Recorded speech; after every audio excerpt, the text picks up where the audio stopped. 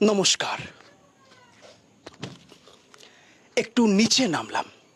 এই পশ্চিমবঙ্গে প্রত্যেক মুহূর্তে ভয়, ভূতের নয়, অদ্ভুতের। কাটমানি ছাটমানি পাটমানি সবকিছু কেটে ছেটে এলাকার রাস্তায় কালো পিচ পড়ল।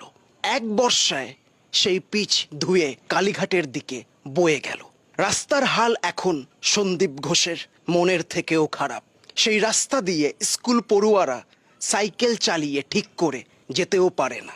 হাঁটুর ব্যথা, প্রাণের ঝুঁকি নিয়ে বয়োজ্যেষ্ঠরা রাস্তা পার হয়। এই বিষয় নিয়ে আমি প্রতিবাদ করি না, ভয়ে। যদি রাত্রিবেলা তিনো না দিদির লোকেরা ঢুকে যায়, রাস্তায় হিজড়ে মাসি ধরলে টাকা চায়, টাকা না দিলে অভিশাপ দেয়। আমি এই বিষয়ে প্রতিবাদ করি না, ভয়। যদি অভিশাপের মাত্রা বেড়ে যায়, সাউথে পুলিশ